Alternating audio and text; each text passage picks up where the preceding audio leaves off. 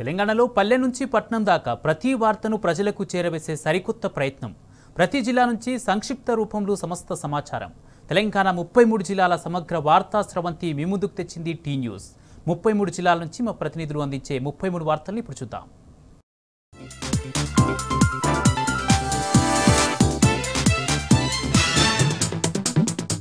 పెద్దపల్లి జిల్లాకి సంబంధించి ఈరోజు ప్రధాన వార్తలు చూసుకున్నట్లయితే రామగుండం సిపి శ్రీనివాసుల ఆదేశాల మేరకు పెద్దపల్లి ఏసీపీ గజ్జి కృష్ణ ఆధ్వర్యంలో మత్తు పదార్థాల నిర్మూలన, గంజాయి నిర్మూలనలో భాగంగా పలు కిరాణా షాపులు, పాన్ షాపులను తనిఖీ చేయడం జరిగింది. ఈ సందర్భంగా పెద్దపల్లి పట్టణ కేంద్రంలో ఉన్నటువంటి ప్రముఖ ప్రధాన కూడలైనటువంటి కమాన్ చౌరస్తా, జెండా చౌరస్తా, బస్టాండ్ ఏరియాలలో ఉన్నటువంటి పలు కిరాణా షాపులు, పాన్ షాపులలో విస్తృతంగా పోలీసులు తనిఖీ చేశారు. ఈ తనిఖీల్లో భాగంగా గంజాయి అమ్మకాలు, అలాగే నిషేధిత పొగాకు ఉత్పత్తులు, గుట్కాలకు సంబంధించినటువంటి నిషేధిత పొగాకు ఉత్పత్తుల గురించి తనిఖీ చేయడం జరిగింది.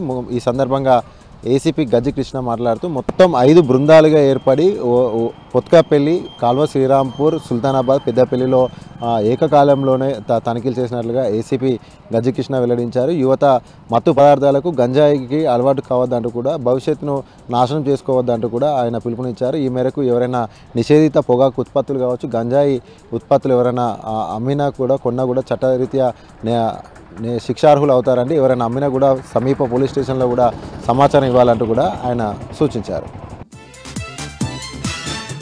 అలాగే మరొక ప్రధాన వార్త చూసుకున్నట్లయితే పెద్దపల్లి జిల్లా కేంద్రంలో ఉన్నటువంటి టీ హబ్ డయాగ్నోస్టిక్ సెంటర్ సేవలు అత్యుత్తమంగా ఉండడం సంతోషకరం అంటూ కూడా పెద్దపల్లి జిల్లా కలెక్టర్ కోయ శ్రీహర్ష సంతోషం వ్యక్తం చేశారు. రాష్ట్రంలోనే పెద్దపల్లి జిల్లా మొదటి స్థానాన్ని కైవసం చేసుకోవడం పట్ల ఆయన సంతోషాన్ని వ్యక్తం చేశారు. టీ డయాగ్నోస్టిక్ సెంటర్లో రక్త నమూనాలు ఇచ్చినప్పుడు రక్త నమూనాలకు సంబంధించినటువంటి ఫలితాలను 6 గంటల్లోనే అందించడంలోనే రాష్ట్రంలోనే పెద్దపల్లి జిల్లా ముందు స్థానంలో నిలిచిందంటూ కూడా ఆయన వివరించారు. అధికారులు, సిబ్బంది యొక్క సమిష్టి కృషి కారణంగానే రాష్ట్రంలోనే పెద్దపల్లి జిల్లా మొదటి స్థానంలో నిలిచిందంటూ కూడా ఆయన వెల్లడించారు. 6 గంటల్లోనే కాదు, 4 గంటల్లోనే ఫలితాలు అందించే విధంగా, రక్త నమూనాలకు సంబంధించినటువంటి ఫలితాలు 4 గంటల్లోనే రోగులకు అందే విధంగా కూడా చర్యలు చేపడుతున్నాము. ఆ విధంగా కూడా ముందుకు వెళ్తున్నామంటూ కూడా జిల్లా కలెక్టర్ కోయ శ్రీహర్ష తెలిపారు.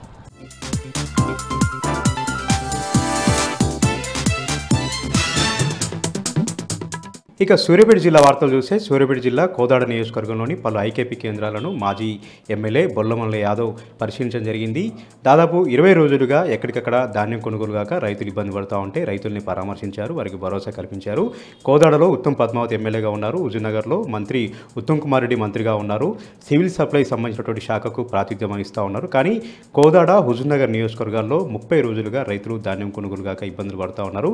మంత్రి ఉత్తమ్ కుమార్ రెడ్డి పట్టించుకోవట్లేదు, ప్రభుత్వం ముద్దు నిద్రపోతూ ఉంది. రైతులు రోడ్ల మీద వచ్చి ధర్నాలు చేస్తూ ఉన్నారు, ఏడుస్తూ ఉన్నారు. అయినప్పుడు కూడా మంత్రి ఉత్తమ్ కుమార్ రెడ్డికి రైతుల్ని పరామర్శించేటువంటి ఓపిక లేదు. మహారాష్ట్రలో ఎన్నికల ప్రచారానికి వెళ్ళారు. వాళ్ళకి ఎప్పటికి కూడా రాజకీయాలు కావాలి, తెలంగాణ రైతుల ప్రయోజనాలు వాళ్ళు కాపాడేవాళ్ళు కాదు. తెలంగాణ రైతుల్ని పట్టించుకోకుండా ఇతర రాష్ట్రాల్లో పార్టీలకు సంబంధించి ప్రచారానికి వెళ్ళినటువంటి ఉత్తమ్ కుమార్ రెడ్డికి వచ్చే ఎన్నికల్లో బుద్ధి చెప్పాలని కూడా ఆయన సందర్భంగా పిలిపించారు. ఇప్పటికైనా సరే ప్రభుత్వం చర్యలు తీసుకొని ఎప్పటికప్పుడు రైతుల ధాన్యం కొనుగోలు చేయాలని కూడా ఆయన సందర్భంగా డిమాండ్ చేశారు. మరొక విషయానికి వస్తే యాదాద్రి భువనగిరి జిల్లా భువనగిరిలో పెండింగ్ ఉన్నటువంటి స్కాలర్షిప్లను, ఫీజు రియంబర్స్మెంట్, కాస్మెటిక్ ఛార్జీలను విడుదల చేయాలంటూ బీసీ సంఘం ఇచ్చినటువంటి పిలుపు మేరకు ఈరోజు పెద్ద ఎత్తున విద్యార్థులు ఆర్డీఓ ఆఫీసును ముట్టడించారు. దాదాపు 9 నెలలుగా కాస్మెటిక్ ఛార్జీలు లేవు, ఫీజు రియంబర్స్మెంట్ లేవు, స్కాలర్షిప్లు లేవు. దాదాపు 5,000 కోట్ల రూపాయల బకాయిలు ఉన్నాయి. ఎప్పటికప్పుడు కూడా విడుదల చేయాల్సినటువంటి ప్రభుత్వం మొద్దు నిద్రపోతుందని కూడా విద్యార్థులు అక్కడ ఆగ్రహం వ్యక్తం చేశారు. ఆర్డీఓ ఆఫీస్ లోపలికి చొచ్చుకెళ్లే ప్రయత్నం చేశారు. ఈ నేపథ్యంలోనే పోలీసులకు, విద్యార్థులకు కొంత వాగ్వాదం, అదేవిధంగా తోపులాట జరిగింది. అయితే తెలంగాణ ప్రభుత్వం వచ్చిన దగ్గర నుంచి కూడా పాఠశాలలపైన, గురుకుల పాఠశాలలపైన, సాంఘిక సంక్షేమ పాఠశాలపైన నిర్లక్ష్యం వహిస్తూ ఉంది. ప్రైవేట్ కళాశాలలకు ఫీజు రియంబర్స్మెంట్, స్కాలర్షిప్లు విడుదల చేయకపోవడంతో అవన్నీ కూడా మూతపడతా ఉన్నాయి. ఫైనల్గా విద్యార్థుల భవిష్యత్తు అంధకారంలో వెళ్తుందని కూడా వాళ్ళు ఆగ్రహం వ్యక్తం చేశారు, వాపోయారు. ఇప్పటికైనా సరే ప్రభుత్వం విద్యార్థులకు సంబంధించినటువంటి పెండింగ్లో ఉన్నటువంటి అన్ని స్కాలర్షిప్లను, అదేవిధంగా పెండింగ్లో ఉన్నటువంటి బకాయిలన్నింటినీ కూడా విడుదల చేయాలని ఈ సందర్భంగా వారు డిమాండ్ చేశారు. నల్గొండ జిల్లా వార్తలు చూస్తే నల్గొండ జిల్లా కేంద్రంలోని ఎన్జికాలేలో నల్గొండ సమగ్ర స్వరూపం గ్రంథావిష్కరణ జరిగింది. తెలంగాణ సారస్వత పరిషత్ ఆధ్వర్యంలో ఈ కార్యక్రమం జరిగింది. ఈ కార్యక్రమానికి సారస్వత పరిషత్ అధ్యక్షులు శివారెడ్డి, అదేవిధంగా మీడియా అకాడమీ చైర్మన్ శ్రీనివాస్ రెడ్డిలు ముఖ్య అతిథిగా హాజరై గ్రంథావిష్కరణ కార్యక్రమాన్ని నిర్వహించారు. ఈ కార్యక్రమానికి పెద్ద ఎత్తున కవులు కళాకారులు హాజరు కావడం జరిగింది. తెలంగాణ ఉద్యమంలో కవుల కళాకారుల పాత్ర గురించి చిన్న వివరణ చర్చ కూడా జరిగింది. ఎప్పటికైనా సమాజాన్ని జాగృతం చేసేది, సమాజాన్ని ముందుకు తీసుకెళ్లేది కవులను కూడా వాళ్ళ సందర్భంగా తెలిపారు. ఇలాంటి గ్రంథావిష్కరణలు మళ్ళీ రావాలి. ప్రధానంగా ఎంతో చారిత్రక నేపథ్యం ఉండి పోరాటాల పురిటికాడైనటువంటి నల్గొండ జిల్లా పైన మరిన్ని పరిశోధనలు జరగాలని కూడా వాళ్ళ సందర్భంగా సూచించడం జరిగింది.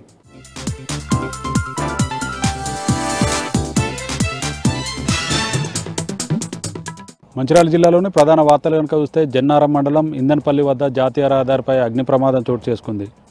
గడ్డిలోడ్తో ఆదిలాబాద్ వెళ్తున్న డీసీఎం వ్యాన్కు 11 kV విద్యుత్ వైర్లు తగలడంతో పూర్తిగా దగ్ధమైంది.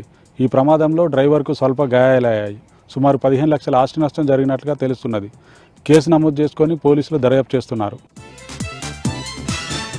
మంచిర్యాల జిల్లాలోని మిగతా వార్తలు కనుక చూస్తే మందమరి మండలం దుబ్బపల్లి గ్రామ సమీపంలో అడవి జంతువుల కోసం వేటగాళ్లు అమర్చిన విద్యుత్ తీగలు తగిలి శంకరయ్య రైతుకు చెందిన 2 గేదెలు మృత్యువాత పడ్డాయి.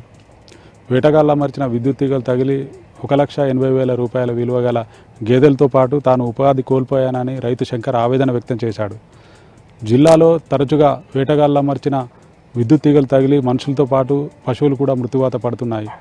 విద్యుత్ కచ్చలు అమర్చే వేటగాళ్లపై కఠిన చర్యలు తీసుకోవాలంటూ అటవీశాఖ అధికారులను రైతులు డిమాండ్ చేస్తున్నారు. కొమరంభీం ఆసిఫాబాద్ జిల్లా ప్రధాన వార్త కనుక చూసినట్లయితే కాగజ్నగర్ మండలం ఈస్గాం శివమల్లన్న స్వామి దేవాలయంలో నిన్న రాత్రి కార్తీక పౌర్ణమి వేడుకలు ఘనంగా జరిగాయి. దేవాలయ కమిటీ ఆధ్వర్యంలో స్వామివారి పల్లకీ సేవ, జ్వాలాతోరణాన్ని ఘనంగా నిర్వహించారు. ఈ కార్యక్రమంలో పెద్ద ఎత్తున భక్తులు పాల్గొన్నారు.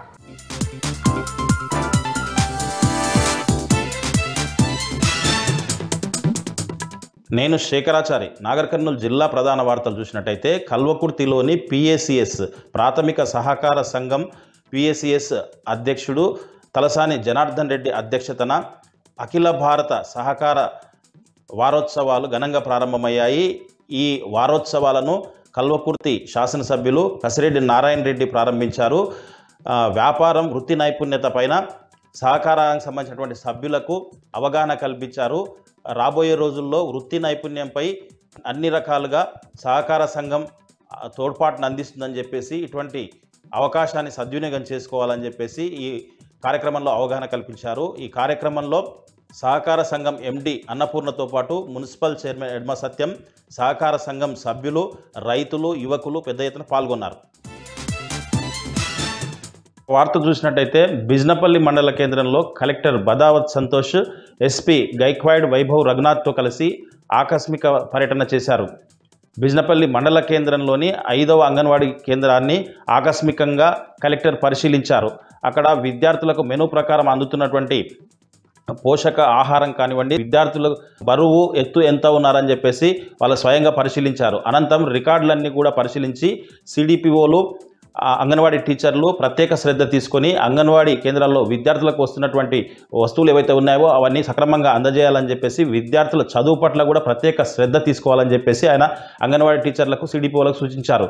అనంతరం మండలంలోని మంగనూరు, లట్టుపల్లిలో వరి కొనుగోలు కేంద్రాలను ఆయన ఆకస్మికంగా పరిశీలించి రైతులకు ఎలాంటి ఇబ్బందులు తలెత్తకుండా వరి కొనుగోలు కేంద్రం చేయాలని చెప్పేసి, బోనస్ కూడా 2 రోజుల్లోనే వాళ్ళ అకౌంట్లో పడే విధంగా చూస్తామని చెప్పేసి కూడా రైతులకు కలెక్టర్ హామీ ఇచ్చారు. మరొక వార్త చూసినట్టయితే రేవంత్ రెడ్డి ప్రభుత్వం డైవర్షన్ పాలిటిక్స్ చేయకుండా రైతులకు కావలసిన సాగునీరు అందించేటువంటి ప్రాజెక్టులపైన దృష్టి పెట్టాలని చెప్పేసి మాజీ మంత్రి నాగం జనార్దన్ రెడ్డి రేవంత్ రెడ్డి ప్రభుత్వానికి సూచించారు. కొల్లాపూర్ నియోజకవర్గంలోని కుడికిల్ల, తిర్నాంపల్లి మధ్యలో ఉన్నటువంటి 3.5 కిలోమీటర్ల పెండింగ్ కాలువ పనులను వెంటనే పూర్తి చేయాలని, కేసీఆర్ ప్రభుత్వంలో రిజర్వాయర్లు అవన్నీ కూడా పాలమూరు రంగారెడ్డికి సంబంధించిన పూర్తి చేశారని, ఈ 3.5 కిలోమీటర్ల పెండింగ్ కాలువలు పూర్తి చేస్తే ఏదుల రిజర్వాయర్కు నీళ్లు వెళితే అక్కడి నుంచి రైతులకు సాగునీరు అందుతుందని, అది చేయకుండా ప్రభుత్వం టైంపాస్ చేస్తుందని చెప్పేసి ఆయన మండిపడ్డారు.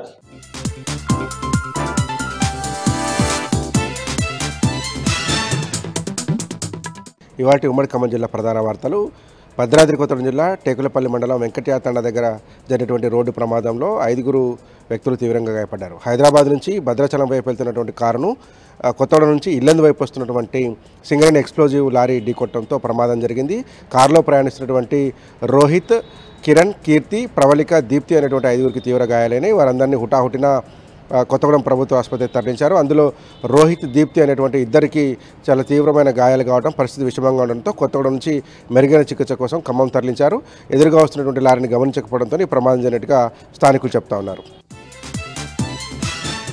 భద్రాద్రి కొత్తగూడెం జిల్లా అషరావుపేట మండలం ఎర్రగుంటపల్లి దగ్గర ఉద్రిక్త వాతావరణం నెలకొంది.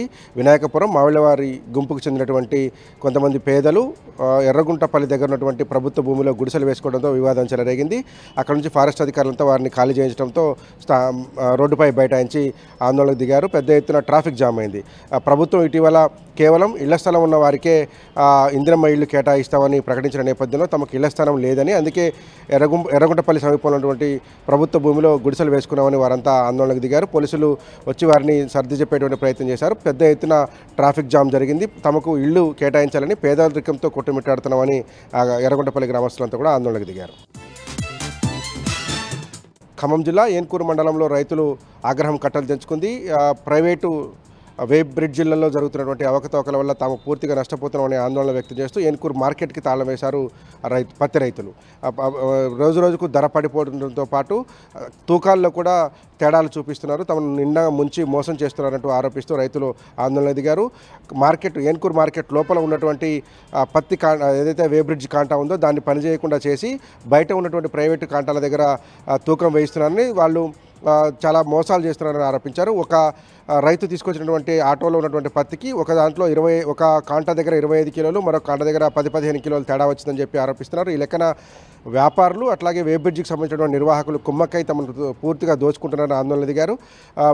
విషయం తూనికల కొలత శాఖకు చేరడంతో అధికారులంతా రంగంలో దిగి పూర్తిస్థాయి విచారణ చేపట్టారు. అన్ని విధాలుగా నష్టపోతున్నాం, అటు ఒక పక్క ప్రైవేటు వ్యాపారులు దోచుకుంటున్నారు, మరోపక్క ఇట్లు వే బ్రిడ్జ్ కాంటా వాళ్ళు కూడా దోచుకుంటున్నారని రైతులు ఆవేదన వ్యక్తం చేస్తున్నారు. భద్రాద్రి కొత్తగూడెం జిల్లా పాల్వంచ పట్టణంలో ఉన్నటువంటి ప్రసిద్ధిగాంచినటువంటి అయ్యప్ప స్వామి దేవాలయం దగ్గర ఉన్నటువంటి అయ్యప్పలంతా కూడా రోడ్డెక్కి ధర్నాకు దిగారు. పాత ఆలయ కమిటీ రద్దు చేయాలని, కొత్తగా ఆలయ కమిటీని ఏర్పాటు చేయాలని నినాదాలు చేస్తూ వారంతా రోడ్డుపై బైఠాయించారు. అవసరమైతే ఎన్నికలను నిర్వహించాలి తప్ప పాత కమిటీని కొనసాగించడానికి వీల్లేదు, సరైన మౌలిక వసతులు లేకుండా పోయినాయి, ఆలయ అభివృద్ధికి తోడ్పడాలంటే నూతన కమిటీ రావాలని డిమాండ్ చేస్తూ అయ్యప్ప స్వాములంతా కూడా రోడ్డుపై బైఠాయించి నిరసనకు దిగారు. దీంతో భద్రాచలం ఖమ్మం ప్రధాన రహదారి కావడంతో పెద్ద ఎత్తున వాహనాలు నిలిచిపోయి పోలీసులు సర్ది చెప్పి వారందరినీ కూడా బయటికి తీసుకెళ్లడంతో వివాదం సద్దుమణిగింది. ఛత్తీస్గఢ్ రక్తమోడుతూ ఉంది. ఇవాళ జరిగినటువంటి కాంకేర్ నారాయణపూర్ జిల్లాల సరిహద్దులో ఉన్నటువంటి అబూజ్మాలో జరిగినటువంటి ఒక ఎన్కౌంటర్లో 5 మావోయిస్టులు మృతి చెందారు. 2 జవాన్లకు గాయాలైనాయి. సంఘటన స్థలం నుంచి పెద్ద ఎత్తున ఆయుధాలు స్వాధీనం చేసుకున్నట్లు బస్తర్ ఐజీ సుందర్రాజన్ తెలిపారు. గాయపడినటువంటి 2 జవాన్లను రాయ్పూర్ ప్రభుత్వ ఆసుపత్రికి తరలించినట్టుగా చెప్పారు. అట్లాగే 5 డెడ్ బాడీస్ని రికవర్ చేశాం, పెద్ద ఎత్తున ఆయుధాలు తీసుకొచ్చామని కూడా ఐజీ సుందర్రాజన్ ప్రకటించారు. నేను రవికాంత్, ఉమ్మడి వరంగల్ జిల్లా ప్రధాన వార్తలను పరిశీలించినట్లయితే హన్మకొండ జిల్లా కేంద్రంలో మాజీ ఎమ్మెల్యే శంకర్ నాయక్ తన నివాసంలో మీడియా సమావేశం నిర్వహించారు. ఈ సందర్భంగా లగచర్ల ఘటనకు సంబంధించి కాంగ్రెస్ ప్రభుత్వంపై దుమ్మెత్తిపోసిన పరిస్థితి కనిపిస్తూ ఉంది. ముఖ్యంగా గిరిజనుల వ్యవహారంలో ఇవాళ రాష్ట్ర ప్రభుత్వం సీఎం వ్యవహరిస్తున్న తీరును ఆయన ఎండగట్టిన పరిస్థితి కనిపిస్తూ ఉంది. గిరిజనులకు ఎవరు లేరనుకుంటే పొరపాటునని, తామంతా వాళ్ళ వెనుక ఉండి కొట్లాడతామని చెప్పి ఆయన ధైర్యం కల్పించే ప్రయత్నం చేశారు. దాంతోపాటు ఇవాళ 19వ తేదీన వరంగల్కు వస్తూ ఉన్నటువంటి సీఎం రేవంత్ రెడ్డి గిరిజనులపై నమోదు చేసినటువంటి కేసులను విత్డ్రా చేసుకోవాలని, లేని పక్షంలో వరంగల్ జిల్లాలో అడుగు పెట్టనివ్వమని చెప్పి శంకర్ నాయక్ హెచ్చరించిన పరిస్థితి కనిపిస్తూ ఉంది. హన్మకొండ జిల్లా నుంచి మరో వార్త చూసినట్టయితే హన్మకొండ జిల్లా బీఆర్ఎస్ పార్టీ కార్యాలయంలో మైనార్టీ ఫైనాన్స్ కార్పొరేషన్ మాజీ చైర్మన్ ఇంతియాజ్ మీడియా సమావేశం నిర్వహించారు. ఈ సందర్భంగా ఆయన మాట్లాడుతూ కాంగ్రెస్ ప్రభుత్వం అధికారంలోకి రావడానికి మైనార్టీల ఓట్లను వాడుకుందని, పూర్తిగా అధికారంలోకి వచ్చినాక మైనార్టీలను మోసం చేసే ప్రయత్నం చేస్తుందని ఆయన వ్యాఖ్యానించిన పరిస్థితి కనిపిస్తూ ఉంది.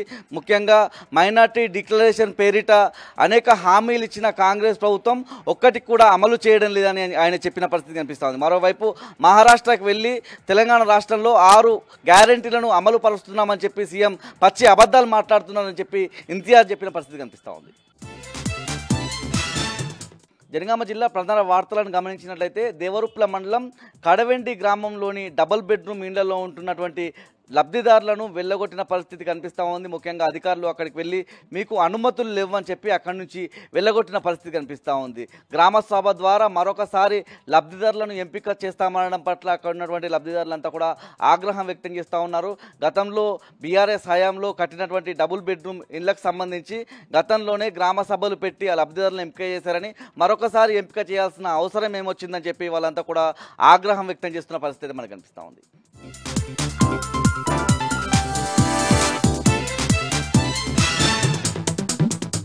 జగిత్యాల జిల్లా నుంచి జిల్లాలో ఇవాళ ప్రధాన వార్తలు పరిశీలిస్తే జగిత్యాల రూరల్ మండలం లక్ష్మీపూర్ గురుకుల మహాత్మా జ్యోతిబాపులే గురుకుల పాఠశాలలో విద్యార్థినులు ఆకస్మికంగా రోడ్డెక్కారు. మధ్యాహ్న భోజన సమయంలో భోజనం చేయకుండానే లక్ష్మీపూర్ రహదారిపై బైఠాయించి వారంతా కూడా తీవ్ర నిరసన వ్యక్తం చేశారు. ప్రిన్సిపల్గా ఉన్నటువంటి మమత తక్షణమే ఆమె సస్పెండ్ ఉత్తర్వులు వచ్చే వరకు తాము ఆందోళన విరమించాం. ఇటీవల ఈ పాఠశాలలో జరుగుతున్నటువంటి వరుస ఘటనలు విద్యార్థినుల సాక్షిగా ఎన్నో ఘటనలు జరుగుతున్నాయి. తామంతా కూడా ఇన్ని రోజులు ఓపికతో ఉన్నాము. ఆర్సీఓకు ఫిర్యాదు చేసినా ఇతర ఉన్నతాధికారులకు ఫిర్యాదు చేసినా కూడా ఎటువంటి చర్యలు తీసుకోలేదు. మరి 3 రోజుల క్రితం జరిగినటువంటి ఓ ఘటనలో ఈ స్కూల్లోనే జరగడము, ఆమె సెలవులో ఉండడం పట్ల అయినా సెలవులో ఉండి కూడా స్కూల్లోనే ఉండడంపై వీరంతా తీవ్ర ఆగ్రహాన్ని వ్యక్తం చేస్తూ ఇప్పుడు రోడ్డెక్కారు. ఇవాళ సస్పెండ్ ఆర్డర్ వస్తే తప్ప తమ నిరసన ఆగది, వారన్నా సస్పెండ్ కావాలి, మేమన్నా ఇంటికి వెళ్ళాలంటూ వీళ్ళు అల్టిమేటం జారీ చేస్తూ దాదాపు 250 మందికి పైగా విద్యార్థినులు అయితే ఆకస్మికంగా రోడ్డెక్కినటువంటి పరిస్థితి. మరి ప్రిన్సిపల్ పైన ఖచ్చితమైన చర్యలు ఉంటాయంటూ ఇప్పటికే ఆదేశాలు ఇచ్చినప్పటికీ ఆదేశాలు వచ్చే వరకు తాము నిరసన వ్యక్తం చేస్తూనే ఉంటామని లక్ష్మీపూర్ గురుకుల పాఠశాల బాలికలు అయితే చెప్తున్నారు. మరొక వార్త, జగిత్యాల జిల్లా కేంద్రంలో పోలీస్ స్టేషన్ పక్కన ఉన్నటువంటి ట్రాన్స్ఫార్మర్ పైకి ఎక్కి అక్కడే పడుకున్నాడు ఓ మందుబాబు. అయితే ఆ వ్యక్తి ఎవరనేది ఇంకా తెలియనప్పటికీ అతను ఆ ట్రాన్స్ఫార్మర్ను పట్టుకొని పడుకోవడంతో ఒక్కసారిగా విద్యుత్ షాక్కు గురయ్యాడు. తల భాగంతో పాటు కాలు చేతులు తీవ్ర గాయాలవ్వడంతో చూసినటువంటి స్థానికులు 108కి సమాచారం ఇవ్వగా స్థానికులు అలాగే 108 సిబ్బంది హుటాహుటిన ఆసుపత్రికి తరలించారు. అప్పటికే ఆయన శరీరం మాడిపోయి అలాగే అన్కాన్షియస్లో ఉన్నటువంటి పరిస్థితి. జిల్లాలో దొంగతనాలు ఆగటం లేదు. నిత్యం ఏదో ఒక చోట దొంగలు శైర విహారం చేస్తూనే ఉన్నారు. ఇవాళ మల్లాపూర్ మండల కేంద్రంలోని 2 జ్యువెలరీ షాపుల్లో దొంగతనం చేసి బంగారంతో పాటు ఇతర వెండి నగదు కూడా అపహరించారు. అయితే ఇప్పటివరకైతే ఎంత పోయిందనే దానిపైన క్లూస్ టీంతో పాటు స్థానిక పోలీసులు అయితే దర్యాప్తు చేస్తున్నారు. ఎప్పటికప్పుడు మండలాల్లో గ్రామాల వారీగా పోలీసుల పెట్రోలింగ్ కొనసాగిస్తే ఇటువంటి ఘటనలు చోటు చేసుకోవని కూడా స్థానికులు అయితే చెప్తున్నారు. ఇవి జగిత్యాల జిల్లా వ్యాప్తంగా ఉన్నటువంటి వార్తలు.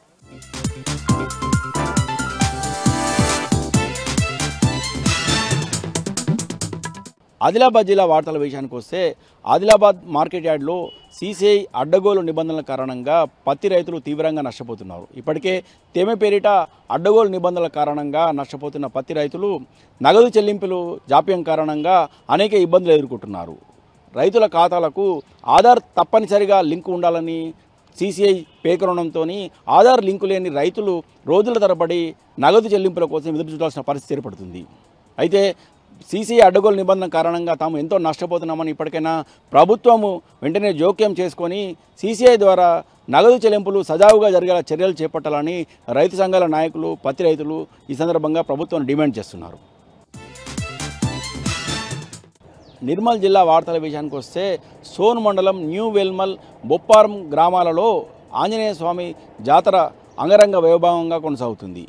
ప్రతి సంవత్సరము కార్తీక పౌర్ణమి సందర్భంగా ఈ ఆంజనేయ స్వామి జాతరను గ్రామాభివృద్ధి కమిటీ ఆధ్వర్యంలో నిర్వహిస్తారు. ఈ సందర్భంగా వేలాదిగా భక్తులు తరలివచ్చి మొక్కులు చెల్లించుకున్నారు.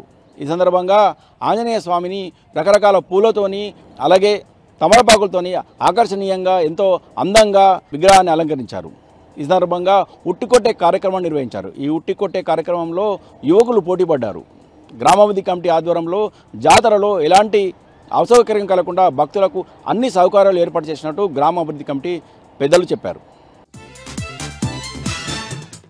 ఇక మరో వార్తా విషయానికి వస్తే బాసర త్రిబుల్ విద్యార్థుల సమస్యలను పరిష్కరించాలని అలాగే 2 రోజుల క్రితం మృతి చెందిన స్వాతిప్రియ మృతిపై సమగ్ర విచారణ చేపట్టాలని డిమాండ్ చేస్తూ ఏబీవీపీ ఆధ్వర్యంలో తలపెట్టిన త్రిబుల్ ముట్టడి తీవ్ర ఉద్రిక్త పరిస్థితికి దారితీసింది.